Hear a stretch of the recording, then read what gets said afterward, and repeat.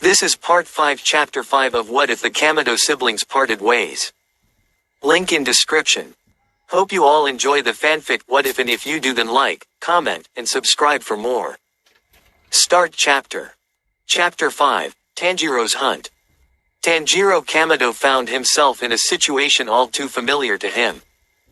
It was dark, cold, and the wind was blowing strongly on his face, which made traversing through the snowy forest difficult.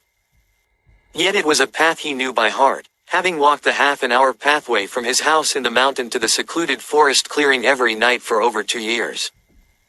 As usual, he'd realize he was approaching it once he saw the faint lights in the distance, which grew and grew as he got closer, until they were discernible as 13 lit ceremonial torches set in a circle around the clearing.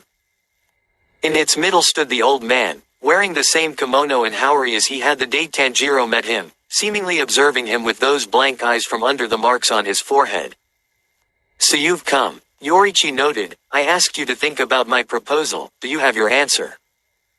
Tanjiro pursed his lips while trying to ignore the cold, neither the circle of torches nor his checkered haori doing much to protect him from the frigid nighttime wind. "Yes.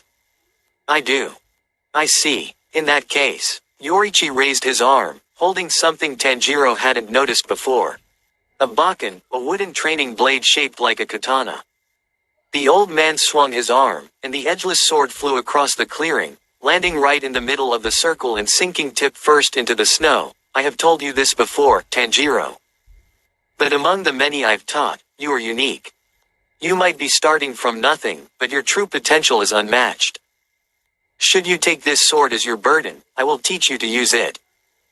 But it will be grueling. We have limited time, and thus the method I use in my training intends to force you to adapt and maximize said time. If you are prepared to go through that hell to avenge your family, then take up the blade before you." Tanjiro narrowed his eyes somewhat hesitantly, but stepped forward towards the bakken, the voices of his dead family seeming to scream around him. "Why did you abandon us, Tanjiro?" He made out his siblings saying, specifically Takeo. "You said you would protect us." Hanako sobbed out to him. "That you would be there for us," Shigeru added. "Why did you lie, big brother?" And finally Rokuta, the youngest. "Where were you while we were all suffering?" His mother would ask him coldly, "Such a useless boy. You can't even be called my son. You left them all to die, Tanjiro. You couldn't even save your sister." He could even hear his father, dead long before that fateful day. "Do you really think you deserve to go on living after that?" Every step towards the bakken seemed harder and harder, his muscles stiff and aching, the wind growing stronger and colder. And yet, he persisted. For he was one with nothing left to lose. He had no other choice. There was nothing to look back to. The green and black checkered haori he donned seemed to fade into a crimson one, and his tied-up hair fell down to his shoulders, his hand taking a tight hold of the bakken. That in a moment had switched into an actual katana. He pulled it out of the snow, its blade red and steaming in the cold air. Yorichi narrowed his blank eyes. "So that is your decision," he said, the torches around them being quickly put out one by the cold wind. "Be aware that the life you face ahead of you is filled with hardships, Tanjiro Kamado. You must never falter, never hesitate." The last torch would go out, and the world would be once again consumed by cold and darkness, with only Tanjiro and his glowing red blade amidst it. That was when he would hear hurried footsteps behind him, even though he hadn't smelled anything, and quickly turn around, blade at the ready as a presence attacked him from the back. With a swift thrusting motion, he would impale the figure with his reddened blade, only to widen his eyes as, in the slight glow it produced, he would recognize the feral-looking creature in a pink kimono glaring at him full of hate in its eyes. "Nezu," he tried to exclaim, but was cut off when, in his moment of shock, she swung her sharpened claws at him despite being impaled in his sword and tore his throat open. Tanjiro opened his eyes quickly, but stood still as he observed the orange sunlight piercing through the leaves for a moment. Hesitantly, he raised a hand up to his neck, and looked down at it half expecting to see a bloodied palm. Another dream. He sighed. Sliding to the side and falling off the tree branch he'd been lying in, landing smoothly on the ground below. The sun was setting in the horizon above the small town that was just down the road from where he had fallen asleep in, making for a pleasing sight. Not that he was much in the mood to enjoy it after that dream. He'd been sent there by the Demon Slayer Corps through his messenger Crow. Apparently there were girls disappearing night after night without fail. And the Corps believed that might be due to demon activity. Tanjiro had arrived early in the morning and got some information about the disappearance from the locals. He'd been able to confirm by checking some of the locations where the disappeared girls were last seen that there was indeed the scent of a demon in the scene. With that in mind, he'd sleep for the rest of the afternoon in preparation to go hunting for the demon that night. Such a routine was only natural for a demon slayer, and had been one of the first things he'd been taught training to become one. Stretching, Tanjiro would yawn slightly, and would begin making his way down the road to the town. Upon reaching it, he would stop to get some food before he started his patrol around the place, and by the time he moved on, the setting sun was already gone and night had fallen. Thus beginning his work. Demon Slayer work was not always the most interesting. Tanjiro spent a lot of time just roaming around the town, sometimes trying to sniff out something, but mostly just waiting for any sign of the demon to appear. It was nearing midnight as he mediated atop a rooftop somewhere in the town, most of the streets emptied by then. That was when he opened his eyes suddenly, his nose catching a faint whiff of the same scent he'd felt on the location of the abductions. He rose to his feet then, looking around briefly to determine where the smell was coming from before running off after it, leaping from rooftop to rooftop, trying to narrow down his target's position. He would eventually stop near the edge of town when he'd make out something else mixed with it. The smell of a human, specifically, a girl. "Got you now," he muttered, leaping down to the small emptied street, hand on the hilt of his blade as he focused on his sense of smell. Despite him neither hearing nor seeing anything out of the ordinary around him, there was no fooling Tanjiro's nose. The demon he was searching for was nearby. And that was when the smell grew stronger and he leapt away just as a hand rose from a dark puddle that formed in the ground and tried to grab his leg.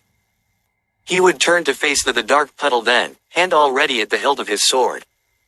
And soon enough, more than just a hand rose from it. Emerging from the dark puddle was the demon, its long hair dark blue and its eyes purely red, with a single horn emerging from its veiny forehead.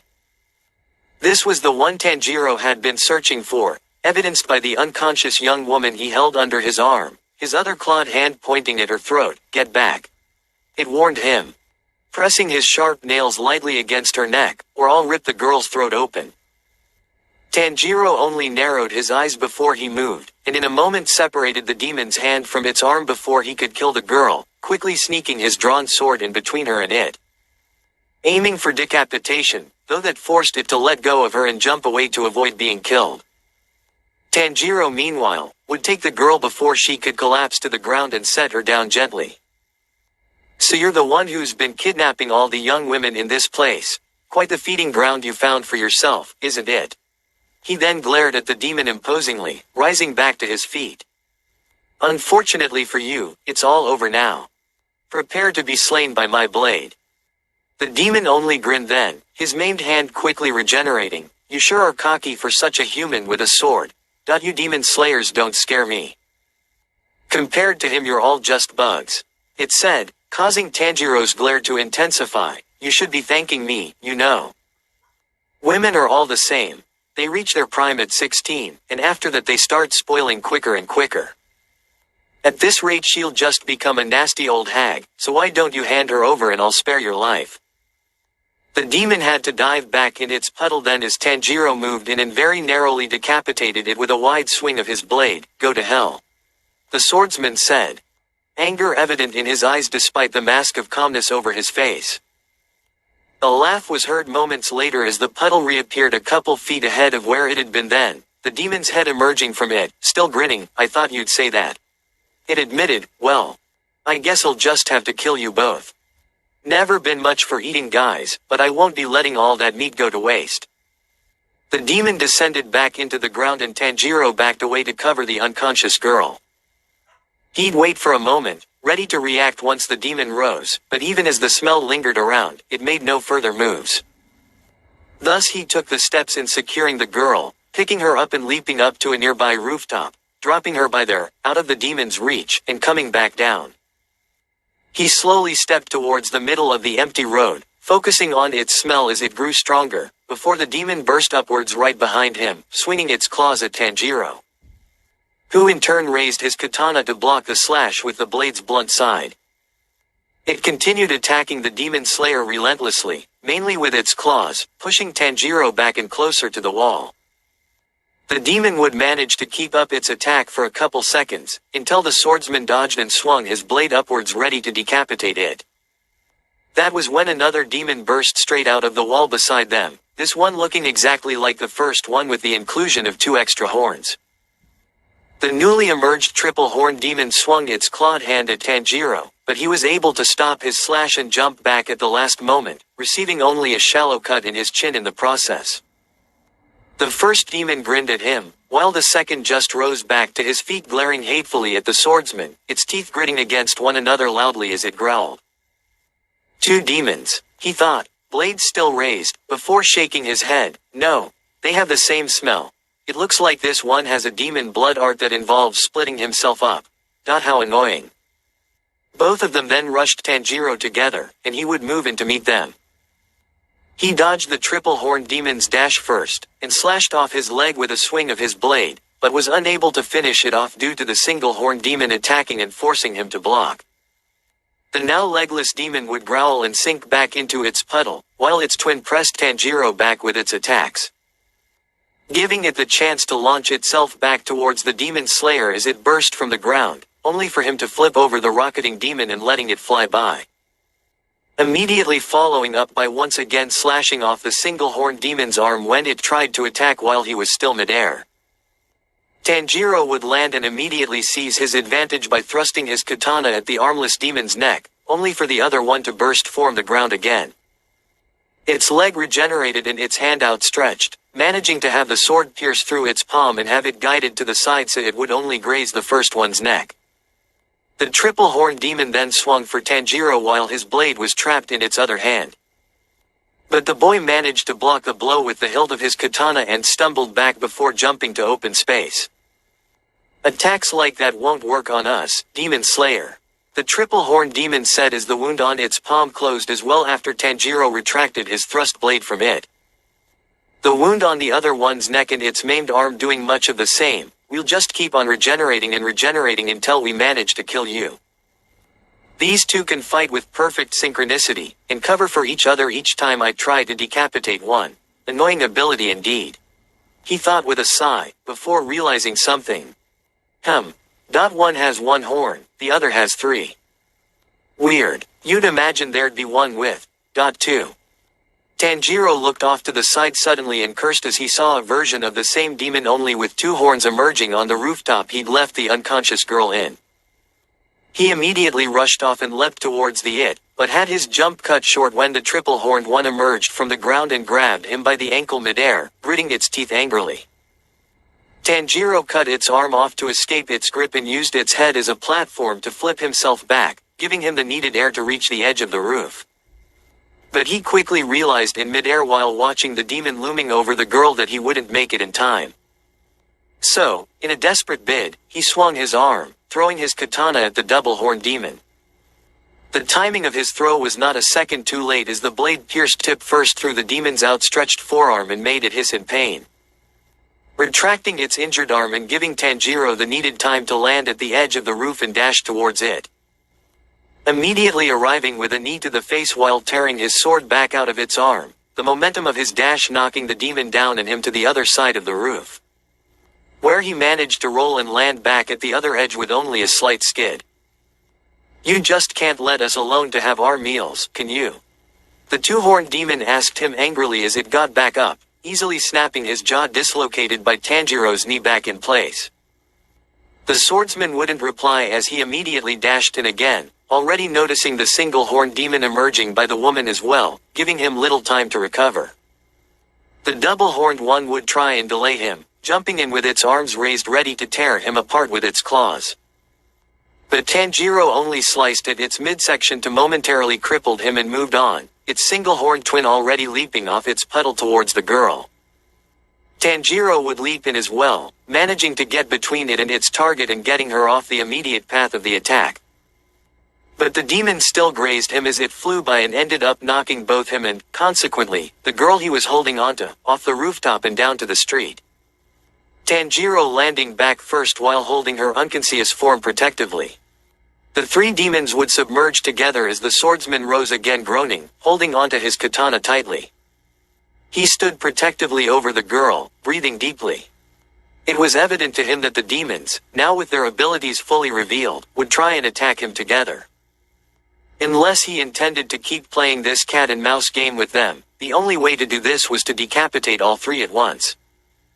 They weren't the only ones with tricks up their sleeves after all, and he intended to make that count. Tanjiro closed his eyes, focusing entirely on his sense of smell once again. They all shared the same scent, but if the three of them were to emerge together, he would know it. Thus, he awaited, silently, patiently, for when they chose to make their move. Finally the smell hit him at the strongest and he opened his eyes just as three dark puddles formed around him, all three of the horned demons leaping in towards him all at once, intending to bring him down before he could even process what had happened. Unfortunately for them, he was well ahead of their plan, and with a deep inhale, his white blade burst into flames. "Breath of the Sun," he announced, "second dance, Crimson Horizon." With a powerful 360-degree spinning swing of his blade, Tanjiro would slash all three demons in the neck with his sword of flames, leaving behind a ring of fire surrounding him. That however was not to say he'd managed to kill them all. While two bodiless heads did hit the floor after his slash, the third one managed to back away in time and only received a flaming gash to its neck, which while damaging, was not enough to outright kill it. The single horned demon would gasp, crawling back against the wall after having its throat ripped open. Determining that the threat was handled, Tanjiro approached it, pointing his blade at the demon's chest. "It's over," he told it, before pausing and, rather than just decapitating it unceremoniously, adding, "This is your last chance to repent, I suggest you take it." The single horned demon looked at him for a moment before chuckling weakly. "Oh, swordsman," it murmured, "you don't know the first thing about demons, do you?" Then, suddenly, it would rise, allowing the blade pointed at its chest to impale it and unexpectedly tackling Tanjiro. The swordsman cursed at himself then for lowering his guard momentarily as the demon dragged him down into its dark puddle. And the demon slayer would feel himself being enveloped in the cold embrace of water. Tanjiro was being dragged down by the remaining demon into a world of muddy waters. Various scattered items of clothing probably belonging to the girls this demon had long eaten like sandals and kimono floating around them, getting hard to breath. "Is it?" the demon asked smugly. Its voice clear even underwater as its hands wrapped around Tanjiro's throat and squeezed while quickly swimming deeper and deeper. "You're in my swamp now, brat. I'm gonna enjoy devouring you and that girl once I finish drowning you." Having the grip around his neck tightened, Tanjiro could only curse at himself for his folly. He didn't know exactly why he even tried giving the demon a chance to atone for itself. Well, he did actually. The dream with his sister was still fresh on his mind after all, leaving a reminder of the only time he'd ever tried seeing humanity in a demon. Right now though he could only try and focus on getting out of this swamp though. Even though he wasn't getting much of a chance of getting back from the demon and ripping the sword off its chest as it continued gripping tightly onto his neck despite his struggle.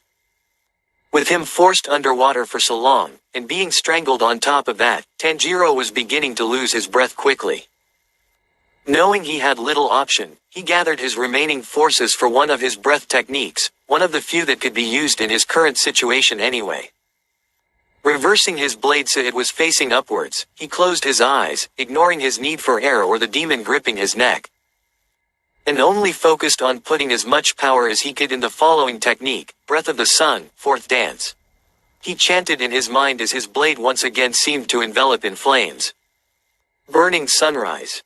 Due to a lack of footing, the move showed only a shadow of its true potential, but it did its job regardless. With a sudden two-handed upward slash, Tanjiro would cut through the demon's chest and rip the blade free through its shoulder, forcing it to let go of the swordsman's neck. He would kick himself away from the demon using its wounded torso to rocket himself upward, and would swim as fast as it could, his muscles burning from his lack of oxygen. He would swim. Dot and swim. Dot and swim. Tanjiro's body screamed at him, but his will to survive prevailed, until he eventually saw the dark puddle that he emerged through and burst out from it.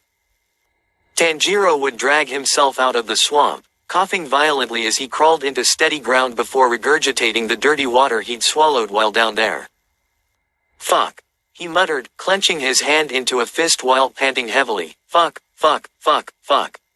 The swordsman exclaimed, punctuating every curse with a punch to the ground as he glared down angrily. Because of his lack of caution around that swamp demon, Tanjiro had failed his duty as a demon slayer.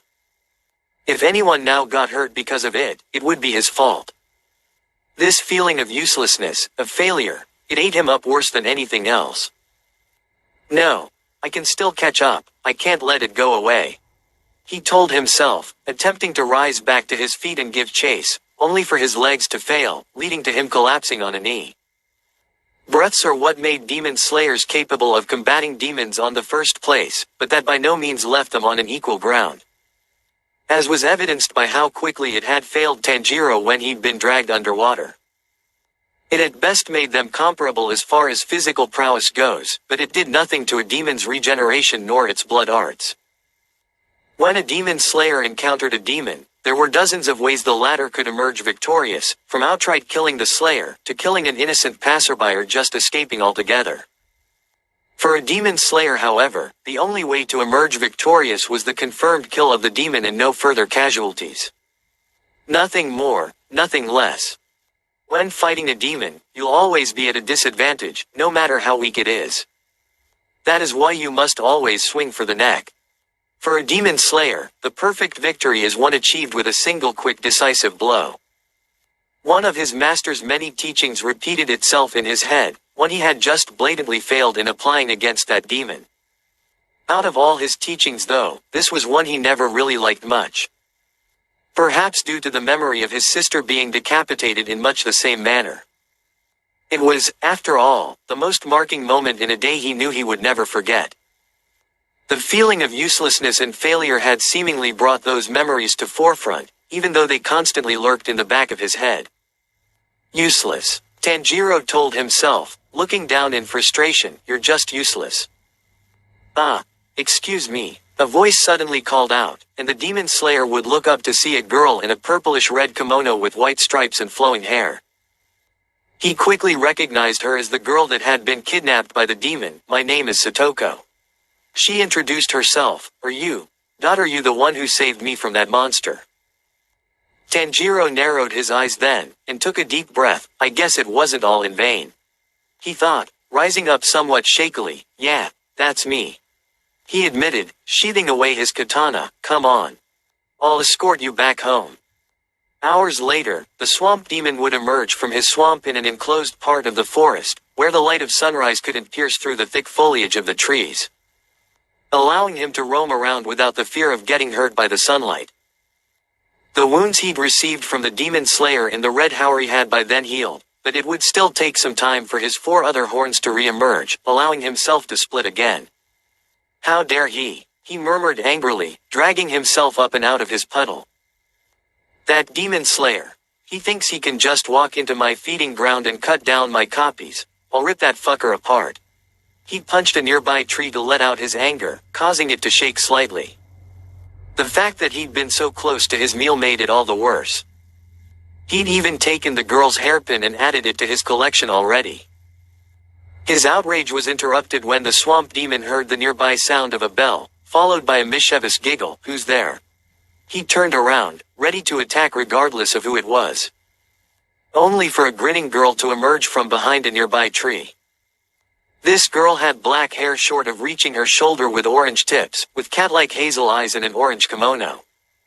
In her hand, she was bouncing an ornate ball up and down. A tamari, as the swamp demon faintly recognized from his human childhood. Would you look at that? The tamari demon said, her grin ever present. The little demon is angry that he couldn't kill the demon slayer. How amusing, isn't it? If truth be told, he should be happy he escaped alive. A male voice then added as another demon emerged from behind a tree, this one with black hair, closed eyes and a yellow kimono. This one was strong enough to slay a former demon moon after all. Who are you two? The swamp demon inquired with visible nervousness. He could tell at a glance that either of these demons, humanoid as they might seem, were both individually far stronger than himself even in his best day, let alone in his current state. We're assassins, sent by that man himself to deal with the swordsman donning the Hanafuda earrings. The female one explained, to which the swamp demon froze. These two had been sent by him. After that guy, why was he, so above their petty concerns, targeting a low-ranked demon slayer like that one? I believe you're already familiar with him, no? The male asked, though his presence there answered the question by itself already. Your fight proved a great beacon for us to track him down. Tonight we'll be finally able to move and eliminate the demon slayer once and for all. The swamp demon nodded tensely, of course, anything to help the Great One, after all. The Tamari demon's grin widened then, as she finally stopped bouncing the ball in her hand up and down, taking hold of it. Well, that's the thing, she said, raising the ball to eye level. What use does the Great One have for a demon who cannot even eliminate his enemies? She drew back her arm, now pulsing with muscle tissue, before swinging it and throwing the ball at him, got her but a waste of his blood. The swamp demon widened his eyes, and raised his hands defensively as to try and block the incoming ball, unable to dodge it with its immense speed. Only to have his left arm blown clean off as if he'd tried to block a cannonball barehandedly. He stumbled back as the ball bounced from trunk to trunk before returning to the girl's hand. Knowing he was completely outclassed, the swamp demon created one of his puddles and tried to dive for it, only for the male demon to smirk. Not so fast, now. He raised his hand, revealing the eye hidden in his palm, a single upward arrow for its iris. With a blink of that eye, the swamp demon was suddenly dragged away from diving his puddle while still midair by an invisible force. He was sent sprawling across the ground, confused as to what had happened, but would have little time to react as the arrow demon raised his hand. Your collaboration is appreciated. Now, goodbye. He then made a short, upwards motion with his index and middle fingers. In response, the invisible force would then start dragging the swamp demon further and further up, through the branches and foliage of the trees and finally up above the treetops, leaving him vulnerable to the morning sunlight and quickly beginning to burn away at him. He screamed out in pain, but could do very little as his body quickly faded into ash, the numerous hairpins from the girls he'd eaten falling from the inside of his shirt and down to the floor. The collection of ash-dirtied ornaments being the only remnant left of the demon's existence as he burned away. Tanjiro walked through the streets of the small village once again, rethreading his patrol from the previous night. After his scuffle with the demon, he'd accompany the kidnapped girl back to her house, greeted there by her grateful fiancé. They had given him a soft futon and a warm meal, facilitating the extra time he spent in the village by quite a bit. He had by then decided to spend another night there and see if the demon would return to its feeding grounds or whether it would flee in fear. His instincts were telling him it was the former, but the only way to really make sure was to wait and see what would happen. Should the demon be really gone, he would then focus his efforts on hunting it down. Roaming the empty streets in the early hours of the morning, he found himself in the merchant's district, surrounded by closed shops at either side of the deserted road. At this point, he was beginning to doubt his instincts as, try as he might, he found himself still unable to get a single whiff of the demon's scent. Sighing, he stopped to look up at the crescent moon high above for a moment, worriedly wondering if the demon had long left the town, and was now somewhere else far away, devouring an innocent human to regain its strength, all because of his failure. Then, the wind would shift directions, blowing a soft breeze at Tanjiro, and his eyes went wide as he immediately ducked, a round object flying overhead only a moment later. He would watch as the projectile crashed right into a small tea ship nearby, damaging its structure and causing the building to loudly collapse on itself. Cautiously, Tanjiro turned around to face the two demons he already knew awaited him at the end of the road. One was a grinning girl, having black hair with orange tips that reminded Tanjiro of a paintbrush, a tamari being bounced back and forth off the ground in her hand. The other one seemed more stoic, a black-haired boy with closed eyes and an orange kimono. Despite their human looks, Tanjiro could feel a bead of cold sweat running down from his temple. From smell alone he could tell that they were both stronger than the swamp demon he'd been hunting. In fact, had the wind not shifted to direct their scent to him, that surprise attack would have probably claimed his head. My, what fast reflexes! The Tamari demon exclaimed, "This one should be fun to play with, don't you think so, Yahaba?" "Don't get ahead of yourself now, Susumaru." The other demon, apparently Yahaba, replied, "We must focus on finishing him quickly." "You wouldn't want to anger Master by letting him run off, now would you?" The Tamari demon, Susumaru, seemed bothered by that idea as the grin faded from her face as she turned to glare at her partner. "Don't be ridiculous. Fast or not, he's still just a human. I bet you were only sent along to make tracking him down easier." She turned back to Tanjiro then, "You can stand back and let me handle this. We'll be done in no time." Yahaba sighed in slight exasperation, "If you so insist." Tanjiro narrowed his eyes as he entered a stance, one hand gripping his scabbard as the other one took a hold of his katana's hilt. "I was looking for a different demon," he admitted, "but now that I've got you two here, it's not something I can so easily ignore." "You must be referring to the one that had been using this village as its feeding grounds," Susumaru said, a smirk returning to her face. "You don't have to worry about him. We've taken care of that weakling already. Wouldn't want something else distracting you from the two of us." Hearing that, Tanjiro's shoulders relaxed ever so slightly. A burden removed from him now that he knew the demon he'd failed to slay had been handled by someone else without another human having to die. Not that he could really afford himself to relax much given the situation. "You two were sent by Muzan Kibutsuji to put me down then, weren't you?" he deduced. "That's good. Just means he's afraid." "Bite your tongue, filthy human." Yahaba immediately lashed out, riled up by Tanjiro's words. "You aren't even worthy to say our master's name, let alone make those empty threats."